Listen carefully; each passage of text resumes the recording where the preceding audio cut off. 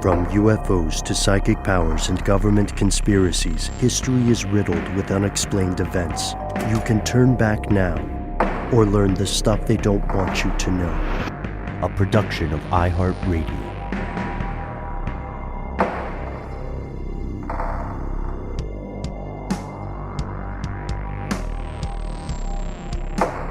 Hello and welcome back to the show. My name is Noel. Our colleague Matt is away but will be returning soon. They call me Ben. We're joined as always with our super producer Paul, Mission Control Deck, and most importantly, you are here. That makes this the stuff they don't want you to know.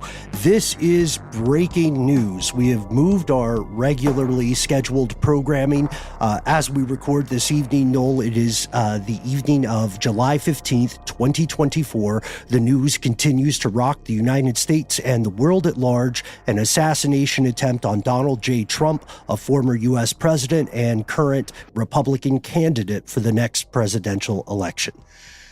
Yeah, I think we all probably experienced it very similarly, likely in the form of a text from a friend or a casual, viewing of some coverage that then was interrupted.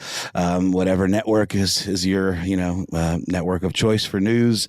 We all found out about it pretty quickly, and it's a historic event, no matter how you crack it, whichever side you fall on. I mean, this is a big deal. And the question now becomes what happens next?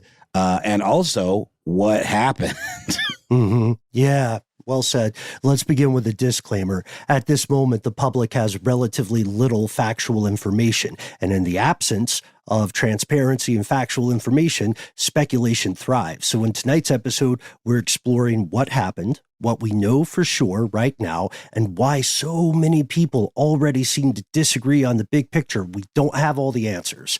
Our understanding of the situation will continue to evolve as new details emerge. When you're hearing this now, it is published on July 17th, Wednesday, which means that Donald Trump has already made an appearance at the Republican National Convention. But no matter what happens, no matter how our understanding of this situation evolves, the most important thing is that we are here with you, and we are immensely grateful that you, fellow conspiracy realists, have joined us this evening. And, we're all in the same boat here. I mean, Ben, I know you immediately, as you do, went deep as much as humanly possible. You have contacts and folks that have skin in the game, that have experience in this world. And, I do too, to a much lesser degree. But we don't have much more information than you, and we're not here to speculate per se. We're just here to talk about what is being speculated about and to give you the facts as we know them. So we're not here to freak anybody out or anything along those lines. We're here to kind of experience this together and learn about this together and just try to cool it a little bit. And we're grateful that you're here. And with that, let's dive in.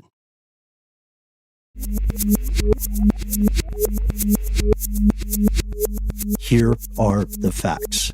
On July 13th, 2024, former U.S. President, current Republican presidential candidate Donald J. Trump, whom you may have heard of previously, spoke at a rally held at a place called the Butler Farm Show Grounds near the town of Butler, Pennsylvania. And at first, this was like a regular rally. And this is Philadelphia adjacent. It's sort of like I guess what you might call a bedroom community or like a outer suburb, because if you've been to the state of Pennsylvania, you go from urban to farmland pretty quickly. And this is somewhere in kind of between those two worlds, right? Yeah. People gathered from across the area and from across all corners of the United States, candidly, to hear Donald Trump speak. And this is totally in line and with previous rallies and not unusual. The next election here in the U.S. for president is just a few months away, so it's quite common for candidates from any party to make the rounds. And what they're usually doing is they're attempting to garner support. They're also attempting to get more funding as ever. And they're hopefully hearing on the ground concerns from prospective voters. This is not unusual at this point. It's also not unusual for these folks to be protected by multiple law enforcement agencies, federal and local. And given, Joe Biden, his recent performance in the presidential debate, which seems to have caused a lot of folks in the Democratic Party to lose faith in him significantly in terms of his ability to perform and carry out, all the tasks and pressures and everything that goes along with being the president. He did a bad performance, and it really kind of took over the news cycle. So while I wouldn't say Trump is in victory lap mode exactly yet, it does feel like the pressure from his side has been lowered a little bit in terms of the stakes. And he's not really having to defend himself even against his recent felony convictions. Not even something he's having to go out there and make the rounds to defend, because it's not being discussed because of the fact that Joe Biden really did come off as having some evidence of cognitive decline. Right. Evidence of cognitive decline. And the thing is, the United States Secret Service, or the USSS, as you would say in acronym land, their job is apolitical, right? They're technically under the Treasury Department, and they're tasked with protecting people like this. The ideology or the political alignment should not matter. And whenever you see a rally of this magnitude, the Secret Service is the most visible group running protection, but there are many, many, many more agencies involved, including local law enforcement, and that may indeed be a problem. I don't think a lot of people realize just how much planning goes into these appearances way before the rallies. It would have to, even if you're just a candidate, a popular candidate. This is someone who's a former president. Correct me if I'm wrong, Ben. If you've been the president before, aren't you entitled to Secret Service detail for life? Yes. Yeah. You have to be. Right. You have to be. It's not even like a cool side benefit. It's a national security issue for the rest of your life. The idea of establishing security in this case, without going too into the weeds, this means the basic stuff: establishing a perimeter, which we'll talk about, scoping out individual duties, which we'll talk about, positioning everybody, visible high ground security, like vulnerabilities, scoping them out, getting your plain clothes in there amid the crowd, and addressing what we would call environment or event specific concerns. As the FBI, for instance, clocked an actionable threat against this candidate, right? How do we nip this in the bud? All to say, by the time the protectee arrives, the person who's being protected, the area has been massively transformed in ways that the average civilian, the average member of the public, might not notice. And if I'm not mistaken, Ben, if there is an actionable threat, isn't it still up to the individual whether or not to carry out the event? Like, can Secret Service supersede that person's own will and say, no, it's too great a threat, we have to cancel? Because I've certainly seen, instances where maybe there's a threat, but the person says it's too important. I've got to go through with this. Just be on the lookout. And maybe I'm just thinking too much about film world, but you can't really force somebody to not do what they want to do. Your job is just to protect them despite what they want to do sometimes. To my understanding, the way the decision-making process occurs is such that these two sides of an argument, if you wanted POTUS or a candidate to do something and security said they could not, it usually gets resolved before it would ever get to that level of loggerheads. But it is perhaps possible. The thing is, we have to realize there's an entire industry built around keeping these people alive. Trump's, and it went wrong. Yeah, it went wrong this weekend. Yeah. Trump's rally for a lot of people is kind of an all-day event, right? You tailgating like a concert, people are meeting old friends, people are buying merch and snacks and swag. They're getting doing balloons up of nitrous in the parking lot. It's like a fish show. I'm kidding. That part's not true, but there is a festival-y, it's a happening. It absolutely is. Yes. Well, because, if you're winning hearts and minds, you want people to feel galvanized and energized. So by the time Trump hits the stage at approximately 6:03 p.m., the crowd is raucous. The energy is electric. Pennsylvania is technically what we would call a swing state, but the area around Butler, Pennsylvania has long been considered and self-described as a stronghold of support for the Trump campaign in particular. But his speech is interrupted just a few minutes in. It's around 6:11 p.m. when we hear the gunshots, 6 to 8 gunshots from someone who's later identified as a 20-year-old man named Thomas Matthew Crooks. These were shots at Trump and into the crowd using what the news described as an AR-15 style rifle. Yeah. So like a 5.56 semi-auto. Which has range, right? I mean... Yeah, especially... Is it like a proper sniper rifle? Is there like something that's more high velocity that could hit a target from farther away than we're talking here that maybe the average Joe couldn't get? It is along those lines, or it's a little less than that? There are other armaments that could shoot further that would be more specifically designed for this. We know that Crooks was positioned on the roof of a building that was about 400-ish feet north of the rally stage where Trump was speaking. And, you and I both, and Paul and Matt as well, have found different versions of the layout, have found satellite imagery. You can tell where he was. You can also see photographs of the guy's body after video. Yeah. Maybe the video is after he was, no spoiler alert, he was taken out. But there are photographs where you can see what appears to be the top half of a person prone, army crawling, I believe would be the term, on this roof. And then there is video of people that then went to where the shots came from and got a shot of his deceased body. Mm-hmm. And these are still we're just in the factual part. Absolutely. This might be a longer one, but we think it's worth the time. This structure that Crooks was atop was considered outside of that security perimeter. So he himself was not subject to screening, and he used a ladder to reach the rooftop. Then, as you said, Noel, bear crawled across to achieve position. He got clocked and observed, but apparently not engaged nor made as he arrived in position with a firearm and a cell phone. I believe he was observed. Yeah, I'm sorry. Yes, observed and like flagged as a keep an eye out even.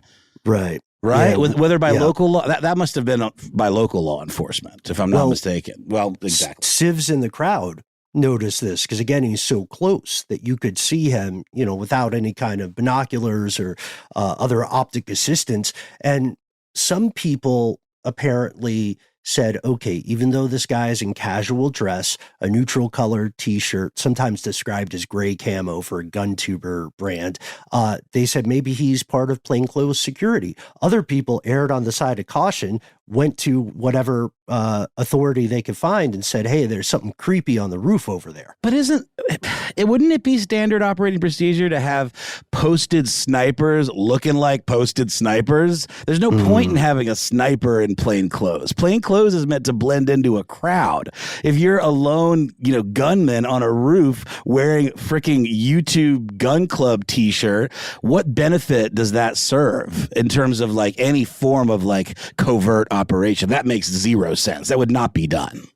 We know that these reports came minutes before Crooks took action. A local police officer found the ladder and ascended to the rooftop and encountered Crooks. And when he confronted Crooks, Crooks turned and aimed the rifle at this officer, which caused the officer to retreat, I'm out of here. back down the ladder, at which point Crooks returns his attention to the rally stage and opens fire immediately, right? Because he knows his window is narrowing at this point. Like, this guy, he's not going to take him out by hand personally, but he is going to report him, and people are coming for him. So he knows if he's going to do the thing, he's got to do it now. And about 20 seconds after his initial shot, Nearby snipers on another roof fatally executed him via return fire, counterfire. And so we have a window of about 20 seconds there of active fire. And due to the extensive video evidence that you mentioned, it's been shared across pretty much every media outlet at this point. We know what happens next. After that initial shot, we see the former president of the United States, mid-speech to supporters, raise a hand to his right ear, and then he pauses and he drops down behind the lectern for cover. Secret Service agents swarm, creating the human shield. Couple more gunshots. You can hear, I'm sure you heard this too, you can hear the audio where... Get my shoes. Yeah, let me get my shoes. You can hear the audio where Secret Service receives confirmation of the kill, right? Of the guy. Oh, I don't know that I've heard that. No, I don't think I have not heard that, but I don't doubt it. This is all being captured on the lectern mic, probably, right? Like this is where we're getting that whatever audio was recorded for streaming purposes or for, later capture or whatever. And so there's this pause, and I love that you mentioned this. After about 25 seconds, agents help Trump stand. Blood is visible on his ear and the right side of his face. Yeah. He tells the agents to pause, just like you said. He says, "Let me get my shoes." And then he raises his fist to the crowd, and he's mouthing out the word fight as they chant USA, USA. He's escorted to a vehicle. He's taken to a nearby hospital. A source of ours in the area was one of the first non-government employees to reach the hospital before the news hit the press. Later, we would learn that was the nearby Butler Memorial Hospital. Yeah, and Evan Vucci, who believe is an Associated Press photographer, captured what, again, whatever side you fall on this, is an iconic photograph that Trump knew he was making. He knew he was creating this photograph of Trump with his fist in the air, American flag upside down, flying in the background, him being clutched by Secret Service in full Secret Service regalia, looking defiant AF. I got to give it to the guy. He's nothing if not media savvy. And to my previous question, Ben, about like, at what point do you defer to the person you're protecting versus just, no, we're taking, he had to say, wait a second.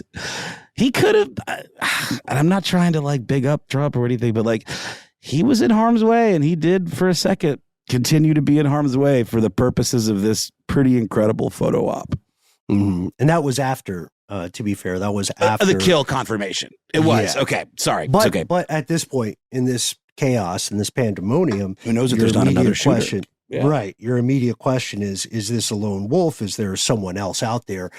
And look, he receives what we used to call $1 million wound. And that's not disparaging this candidate at all. It's just a wound like that grazes your ear. Are you familiar with the phrase $1 million? I was going to ask you the origin of it, because it doesn't quite even make sense to me, at least in the way that I'm thinking about it. So help us out. Yeah, so $1 million wound, you hear it in Vietnam or the Vietnam conflict. You hear it in later conflicts as well. I mean, it dates back to like World War II, but the idea is you get a type of wound in combat that's serious enough to get you sent away from fighting, but it's not fatal and it's not permanently crippling. Right, because to your point in the outline here, that, by the way, kudos, Ben. I mean, you couldn't have been sleeping after this event, because you cobbled together everything that we have out there, whether it be the facts, whether it be all of the stuff, the theories we're going to talk about. But you point out that he could have had his ear blown off, and we're going to get into the trajectory of the whole thing, but it likely was just ripped a little bit and the blood spattered onto his face. Also, there was blood on the bleachers. Yes. There was a spatter of blood on the bleachers, and I bet you he's probably going to be deaf in that ear. I don't know what you think about that. Maybe not. I guess I don't know how that works. He described in his statement knowing it was serious when he heard a whizzing sound, and yeah. Yeah, we know that to the point about blood on the bleachers behind him, we know that 2 civilians were grievously wounded. 1 civilian was fatally wounded.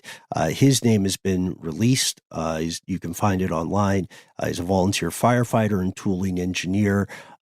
Overall, seemed to be a good dude. And out of respect for the family, we're not going to mention the name there and we want to give them time, but you can find that online. Also a video out there of, I believe, some form of ER doctor or a general practitioner who attended to him to some degree. And his shirt's covered in blood. He's wearing, MAGA hat and full Trump, merch. And he describes helping this guy out and used the word brain matter. Yes. Seeing that there was brain matter, and he said he administered chest compressions, but it's the kind of stuff you do where you, as a medical practitioner, it's like you do it because you're there on the site, but you probably already know it's too late, but you still do it because, at least you can say you did it because you were there. But it would appear this person received a headshot that you may as well out there have seen images of the trajectory of the bullet, of how it was literally the fact that Trump looked left, I believe, or let's see. No, it'd be right to my left if I'm looking at the images, to look and gesture to a PowerPoint type presentation on a large projected screen with something about immigration. Right. And that shows us, again, it's something we've talked about in other shows, that history hinges on such small things. In this case, a matter of inches or centimeters. And look, as is common with these situations, there was immediately a tsunami of speculation, bad faith, disinfo, plain old conspiracy rocking the internet. We were talking about it. Off air. Folks like, I want to thank folks like our pal Robert Evans from Behind the Bastards, OSINT Defender, thousands of other people were delving deep into analysis.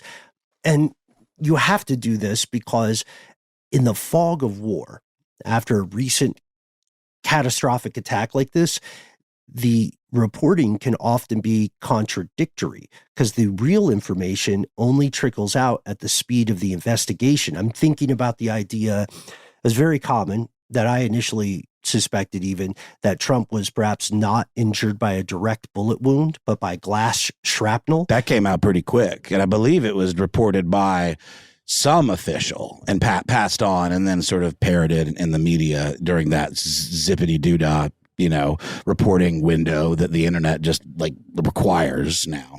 Right. Yeah. You nailed it, man, because anonymous law enforcement sources apparently reported this to journalists and people rolled with it until Donald Trump himself went on Truth Social and made his statement where he confirmed that he was directly injured by a bullet.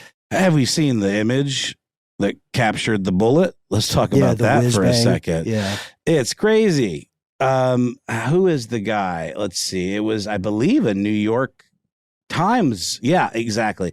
Doug Mills, I believe. Yes, that's correct. Doug Mills of the New York Times. There's video of him out there talking. And, when folks are covering these type of events, they cover it kind of like you cover a sporting event. They're using very quick shutter speeds. So you're just blasting, blast, so you can get in the moment. You can go back through when you're editing and find that iconic fist pump with the exact right expression that you want. And in doing that, this guy caught, it's crazy. You can see this line, this little blurry line right by Donald Trump's head. And that PowerPoint saved his life. Yeah. One of my old professors reached out and said, a person with an interest in history, and said, no matter how you feel no matter how people feel about the events, this photograph will end up in a textbook.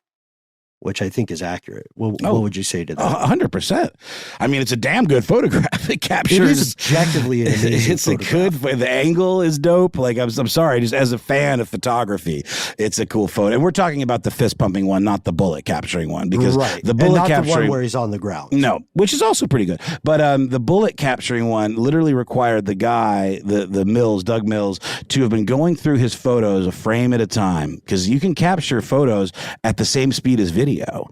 Like, you can set your shutter to do a succession of blasts. And he obviously was like, what is that? And he caught it. And now it's making the rounds. I think we probably, again, still need some photo forensics to be like, that's definitely what that is.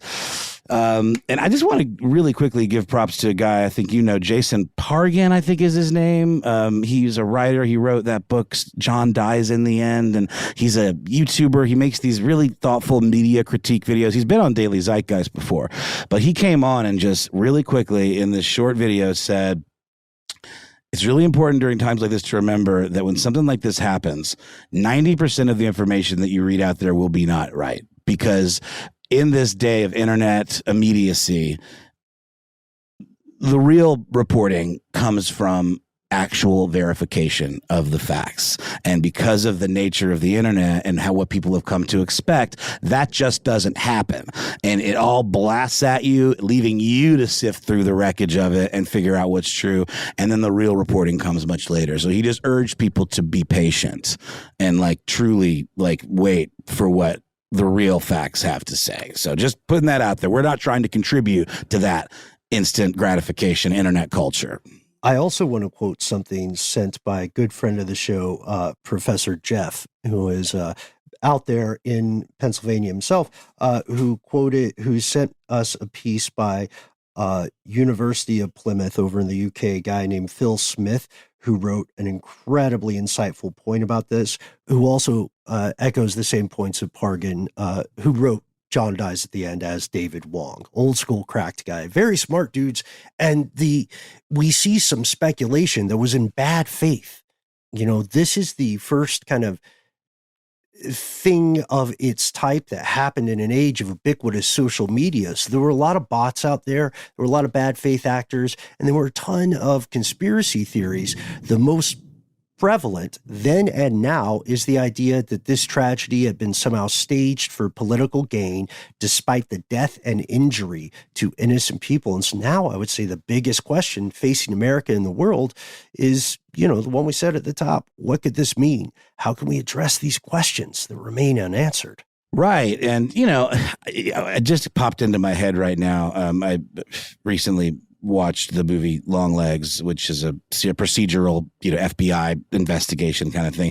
And I think the reason a lot of times it's smart to base movies like that in the 90s is because of the lack of that ubiquitous technology you're talking about. Or even further than that. And now I'm thinking back, if JFK had happened now, would the conspiracy theories have been completely different or it just would have been solved?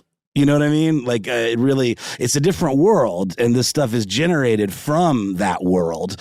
But you do have to wonder, what this is a literal modern internet age assassination attempt in the biggest, most visible, way possible.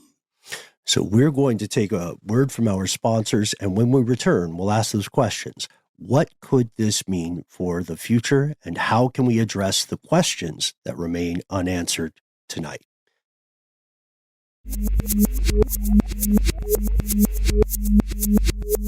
Here's where it gets crazy. Let's start with this. Let's start with what we know about the shooter, Thomas Matthew Crooks. At the time of his death, Thomas Matthew Crooks was a 20-year-old dietary aide at the Bethel Park Skilled Nursing and Rehabilitation Center. So this is his town. He's literally from this particular bedroom community, suburb, what have you, of Philadelphia. And again, maybe folks from Pennsylvania and Philly will correct me on that. Sometimes there are gray areas of what constitutes a suburb and a bedroom community. It's close enough that I would say it's definitely adjacent. You could make a day trip to Philly. He was from Bethel Park, Pennsylvania, an upper middle class suburb just about an hour away from where the rally was held, which was a fairground. Crooks graduated from a local high school in 2022. So Reuters reports that classmates found him to be bright but quiet, which is, God, that's not tale as old as time in terms of lone wolf types or even serial killers, He also appeared in a BlackRock ad, which set the internet A flame again on July 13th. The FBI disclosed more details about this alleged assailant. They analyzed his social media footprint, and they said in their estimation it did not contain threatening language. But then they also said they had him on their radar somehow. Hopefully we'll get more details. They found no history of mental health issues. They currently believe, and we checked this right before we recorded, that Crooks acted alone and, importantly, was not an operative of a foreign power. At this point, the FBI has yet to officially identify or disclose any kind of motive, by which we mean they haven't found some manifesto. You know what I mean? Yeah, and Twitter or X or what have you, which is, it's interesting. Like, I have a dear friend who's a friend of yours as well, Frank, who is a diehard Twitter guy. And despite all of the shenanigans with Elon and changing it to X and stuff, there's a reason that Twitter still exists, because it is a very interesting cross-section of the internet that's different from other forms of social media, whether it be because of the comedy, whether it be because of the prevalence of fringy weirdos on it. It is entertaining, and there's a real kind of microcosm that exists within Twitter. And very quickly, Twitter lit up saying this guy was probably part of the Groyper group, which is a far right kind of troll 4chan type loose organization, I guess. I don't know if you know more about this than I do, Ben, but the idea being that Trump wasn't right enough or something like that. Or that another thing, because, you know, I'm all over Twitter and stuff. Another thing I saw was the idea, or the sort of wishful allegation that this young man, this assailant, was somehow anti-fascist or Antifa, as they would say. There does seem to be no proof of that at this point. We do know that he did not purchase the firearm himself. The rifle he used was purchased by his father. We know 11 years ago is the latest news, right as we started recording, that just came up. So it wasn't like his dad just bought it, or was it, you know, it was a legacy family weapon, right? Right. And we know a little bit about political activity. Crooks was a registered Republican, as is his father. His mother is a registered Democrat. One of the administrators at the nursing home that employed him said, similar to his classmates' statements, they said he performed his job without concern. His background check was clean. We know that he donated like $15 to a progressive Democrat-centered kind of get the vote out movement when Biden was elected. But there's still so many unanswered questions about Crooks. As we were recording, or right before we went into it, the FBI having found possible bomb-making material in his car, just like making material? Like in the truck, like he was going to use it later. But I'm wondering, because when I hear that, I think it's ready to go and he's going to shoot and then set it off. Blow out the car, right. Yeah.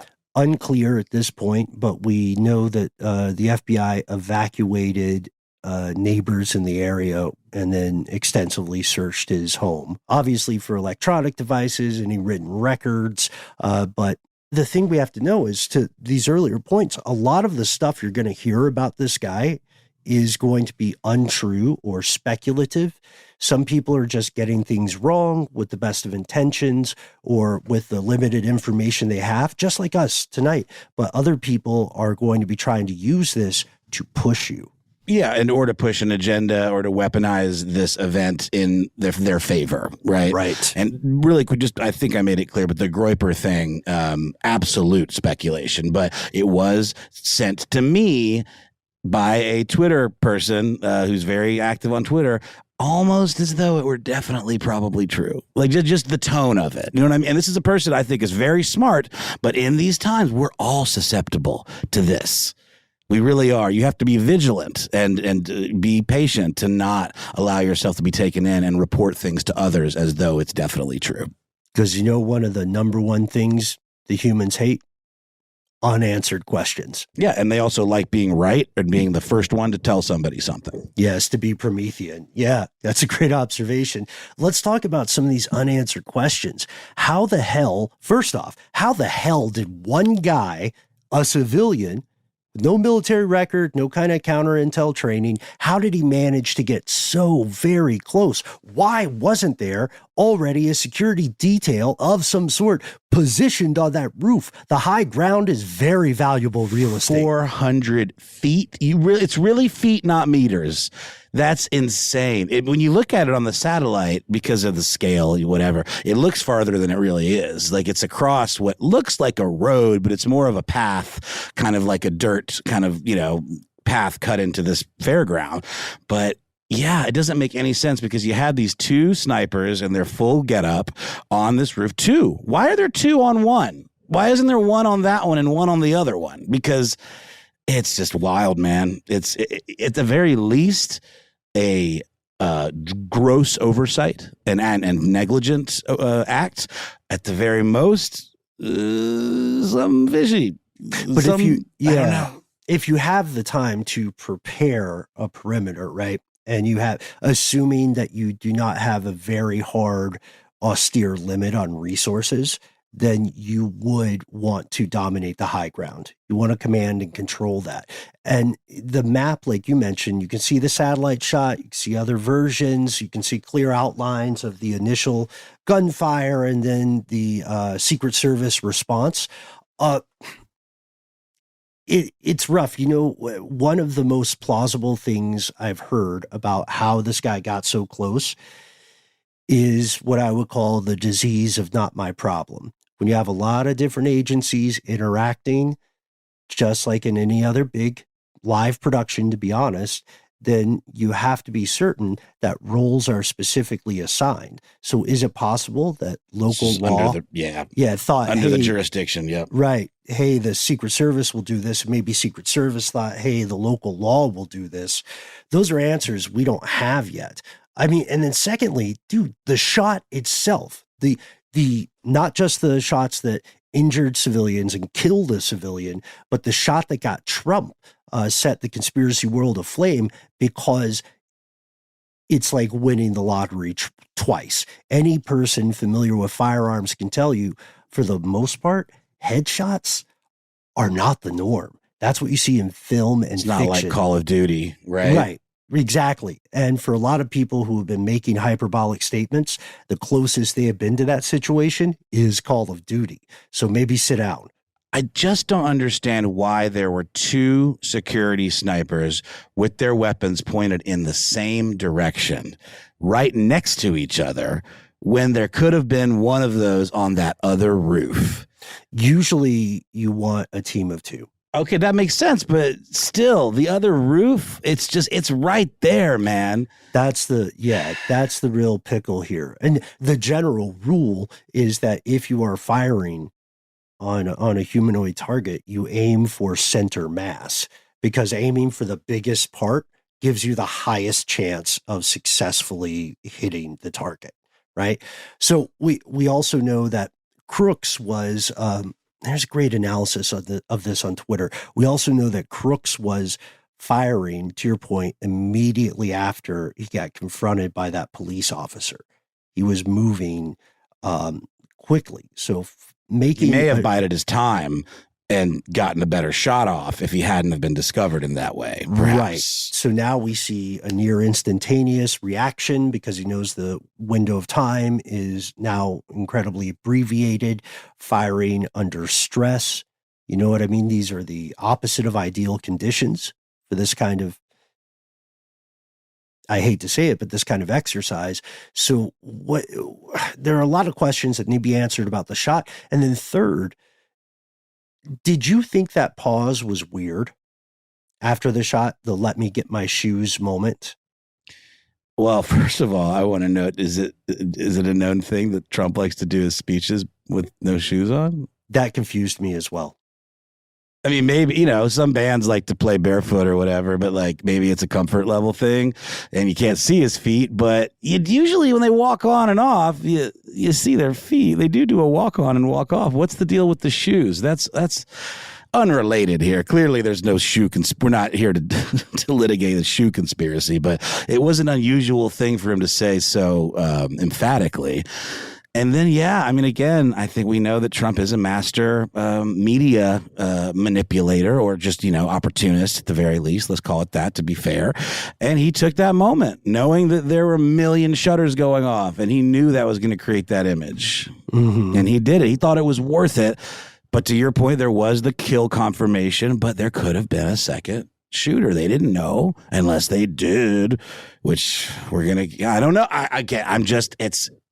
It's hard not to, especially in the world that we occupy, it's hard not to have those thoughts cross your mind, is all I'm saying. And let us know what you think about the "let me get my shoes" comment. And also, I'm grateful to have spoken with some former USSS about this and other related things. Tell us, folks, if you have any experience in security, is this SOP?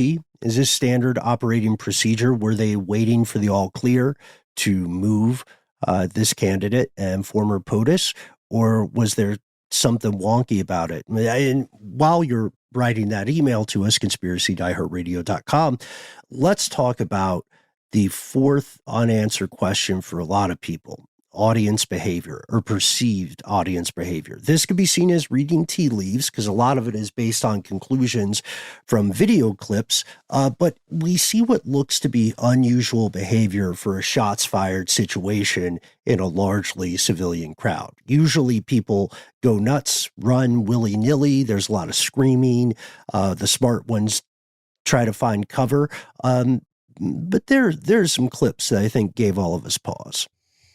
Yeah, I sent a clip around that I just kind of doom scrolling on Instagram, which is sort of my platform of choice. And someone was already kind of making hay out of this clip, zooming in, drawing little circles and arrows, the ones, of this woman in sunglasses standing right behind the president. And just before the shots go off, she holds up a campaign sign. The shots go off, and she just kind of has just a stone cold expression on her face. Like, people all around her are ducking, hitting the deck. There is all those elements you described, Ben, the screaming, the trying to get to cover in some respect. And she just doesn't do any of that and just gently kneels down, and you see her, she goes out of the frame and then comes back into frame and has her phone and is filming. And no one else is around her is doing that. They're just too scared. It's odd. That behavior just struck me as odd. I don't know what it means. I don't know if this was a plainclothes somebody, or if based on what we know. Yeah. Like, certainly there was no take the shot, right? Because we know the shot was taken largely driven by that window of time that was triggered by the person being discovered. And to be completely fair, I would say another important thing here is this could be a function of people being entirely reliant on cell phones. Yeah, this is how I experience the world. Yeah, exactly. So somebody may have thought this is for history.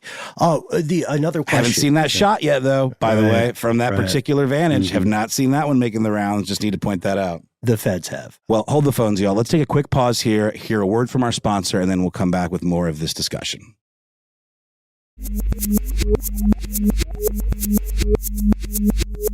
And we've returned. Another unanswered question is motivation. Why did Crooks target Trump? We know he was 12 years old when Donald Trump was first elected to the highest office in the land in 2016, but we don't know whether there was a specific fulcrum moment, right? A specific crossroads, something that would make an otherwise apparently non-threatening young man launch a suicide run. We know he's active on Discord. We know he was he was a computer enthusiast, but right now the FBI has Crooks's phone and his other cop devices over at Langley, and they're interviewing pretty much everyone the guy interacted with ever at all within the reach of the U.S. As you would, 100%. I mean, and with all these examples, it's easy to see how this assassination attempt became the subject of numerous conspiracies. I think we're both familiar with the most popular one, which we mentioned earlier, the idea that the shooting was somehow staged or orchestrated. And it's not just bots saying this. Well, no. And then the question becomes orchestrated by whom, right? And to what end? One version of it is that it was staged by Trump or his campaign in order to what? Create a news event that would give him some sympathy in the face of his recent convictions. I just don't buy that because, like I said at the top, dude's already kind of in victory lap mode because of everything that's going on with his opponent, who is the source of or the subject of most of the consternation, right? Like it almost feels like a lot of the stuff with Trump didn't happen, like the convictions for the hush money and all of that. So it just doesn't make sense to do this now. You'd keep this in your back pocket and wait for the polls, see what's happening, and then deploy some crazy false flag thing like this. So I don't know, man. In my head, all this talk with the Supreme Court decisions about anything done under the auspices of a presidential act, I'm like, is this a botched Biden attempt on Trump's life? That's what's really going through my head. Yeah, to the idea that Trump or people associated with his campaign may have staged an event, a false flag. Well, the concept there, the conspiracy theory, is that this was an attempt to galvanize supporters, get positive press, distract from the recent unpleasantness of his court cases, and force his Democratic opponents into a lose-lose situation. They had to be forced into a temporarily supportive position. But the weird thing is, the assassination attempt, conspiracy or no, already resulted in all three of those outcomes. And then, two innocent people grievously injured, one innocent man dead. The next subgenre is, okay, well, to sew it up, proponents of the Trump staged idea point to all the unanswered questions we brought up as proof of their claims. The funny thing is, to your point, the idea, the next subgenre, that it was somehow staged by Biden, the Biden campaign, or other Democratic power figures, it's pretty much the same kind of theory, but with the positions flipped. And they're saying, hey, the Biden campaign is at a crisis point, weak performances and recent appearances. There's that mutually embarrassing debate. His own party, members of it, are calling for him to step down. Maybe this assassination was a Machiavellian way of pausing those conversations. And the weirdest thing, the people who genuinely believe that point to the exact same questions as proof of their theory. They just have a different contextual framework for it.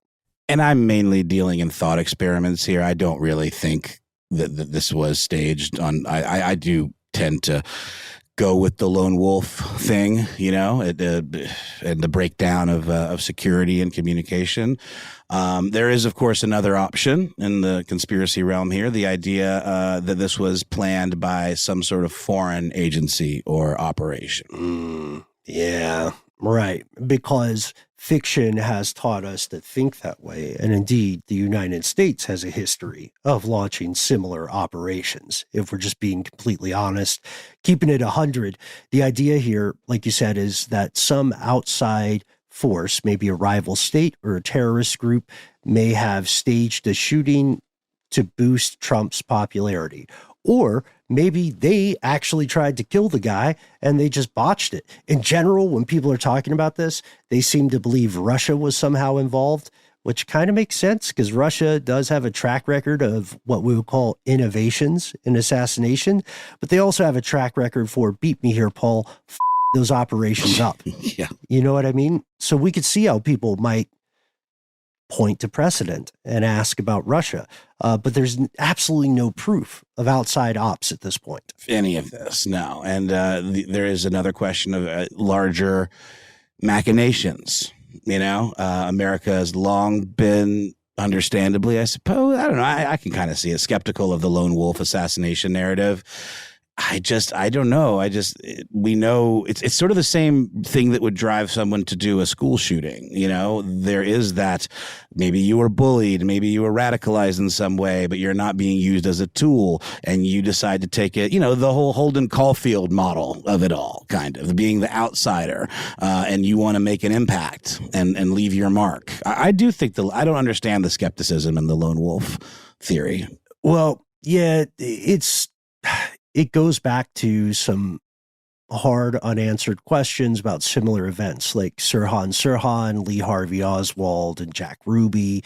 The skepticism there, I think, comes from the obvious dissonance between having the security of the world's most powerful country seem to drop the ball in a crazy way. And right now, you know, one of the reasons these questions will continue to proliferate, probably for quite some time, is because, like Oswald, Crooks is dead. He will never be in court. He will never respond to questions. He's not going to speak about his motivations because it's physically impossible for him to do so. So now he is a vast question mark, a piece of unwelcome punctuation burned into the already troubled story of an America divided. And that's where we get to the talking points. Noel, did you notice that a lot of people and pundits were saying kind of the same thing? Mainly that there's no room for this kind of violence, political violence in American discourse, in American political life. I heard that one. I also heard one thing's for sure, this will change the energy of the election. What? No way. Well, yeah. and I believe Biden used the term lowering the temperature on politics. Yeah, and it's been proliferated that way. Mainstream media outlets are quickly defining and solidifying their narratives. I'm not saying that's necessarily sinister, but if you want to play along, we can help you. Keep a notebook and a pen handy for whenever you counter media about this assassination attempt, and make a note of every statement you hear using the exact same language to describe an aspect of the story. We are confident you're going to find a lot of seemingly different news outlets hitting the same phrases. They're cooking live.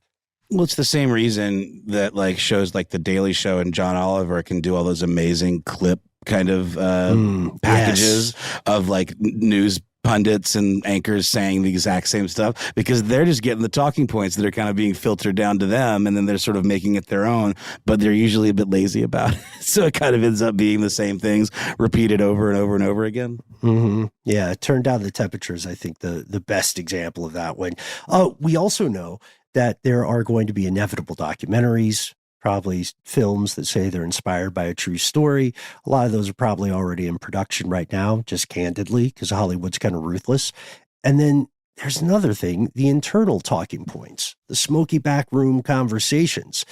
There are going to be people in the GOP camp and in the Democratic camp who, when removed from microphones, they're going to tell each other this is a golden opportunity.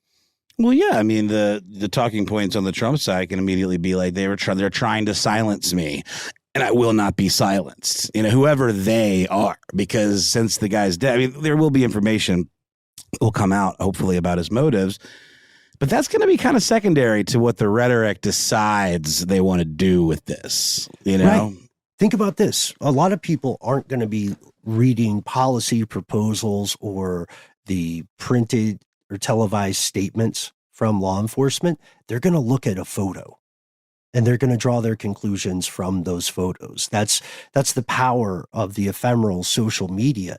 I mean, look, if you work in law enforcement security, you know this. Right now, for those folks, the current rule is silence. No speaking to the press at all, unless you've been greenlit up the wazoo. Don't talk to your family. Don't talk to your friends about what you're doing, no matter how limited your involvement may be. That's the right thing to do. But also, we're going to see a lot of, I'm sure, a lot of horse trading is happening. The GOP, you know, to say the quiet part out loud, a lot of them are not 100% aligned with the Trump campaign, but it would be political suicide for them to say so publicly. The Democratic Party, in a similar way, is not 100% on board with this whole Biden thing.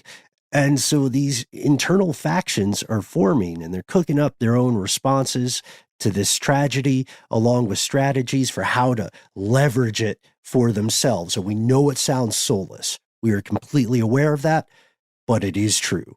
Does that sound too hyperbolic? Or? No, man. I mean, that's absolutely, and the fact that you can now, again, not to be too cynical about it, but that someone was killed, not the person that was intended to be killed, perhaps, but that allows you to make it an international tragedy. And now this person who was killed can be martyred and used for this goal of creating this kind of groundswell of support. But I was texting with a friend who I mentioned earlier, and apparently down the ticket on the Democrat side, there is still a lot of support for Democratic policies over the Project 2025 stuff that we've talked about, the kind of doom and gloom, of all of that. And it makes sense because Trump has even visibly distanced himself from all of that because I think there isn't support for that. So while there might not be support for the Democratic candidate, it does feel like there's support for Democratic policies over some of the more radical Republican policies. So I'm wondering if this is going to be a great balancing of the scales in a way that could be positive. I don't know, man. I'm trying to silver lining it here. I just don't know.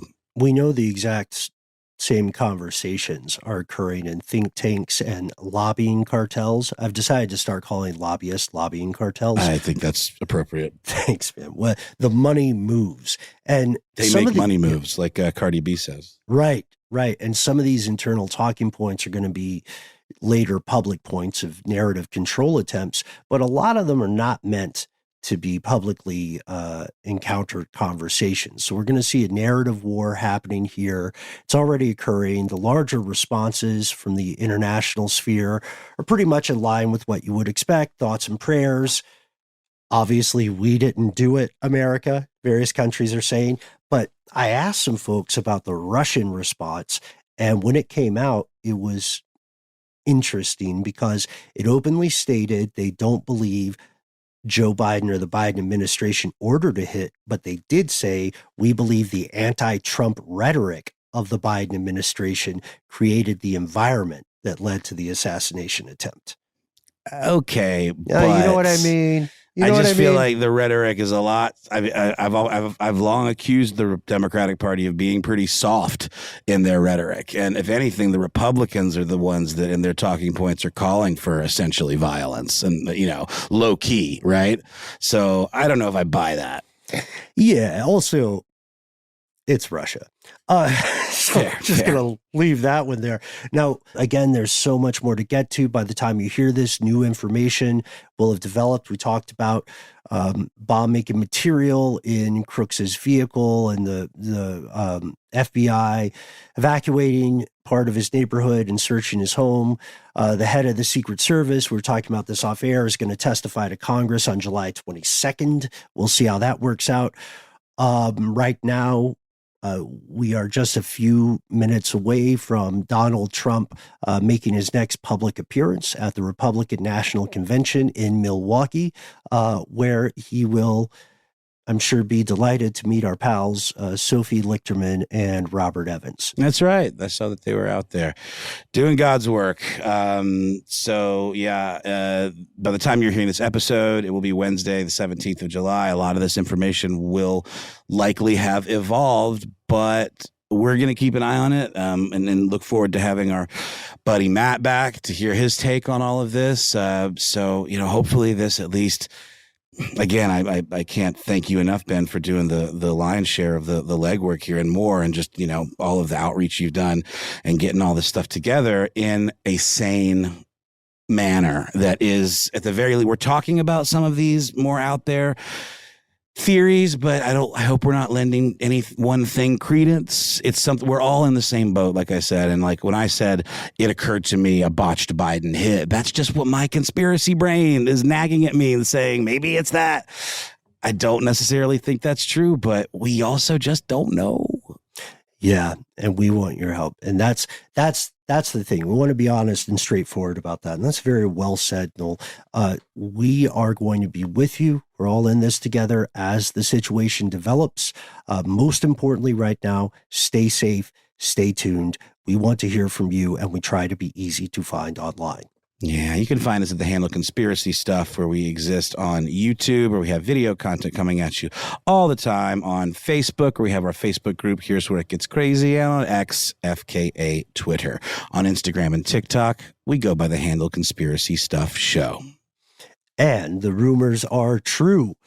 There is a conspiracy afoot about our telephonic line. If you are so inclined, you can give us a phone call. The number is, say it along at home, 1-833-STDWYTK. You'll hear a hopefully familiar voice and a beep like so, beep, and then you got 3 minutes. Those are yours. Run wild. All we ask is that you use a moniker, give yourself a cool nickname, give us, let us know if there's permission to use your name and or message on the air, and most importantly, don't censor yourself. If you have something that needs more than 3 minutes, if you want to send us some links, you can contact us via our email address any old evening of the week until the black vans come for us.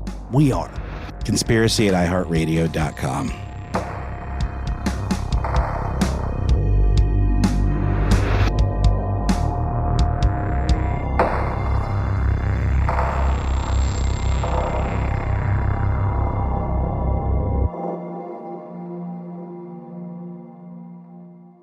Stuff They Don't Want You to Know is a production of iHeartRadio. For more podcasts from iHeartRadio, visit the iHeartRadio app, Apple Podcasts, or wherever you listen to your favorite shows.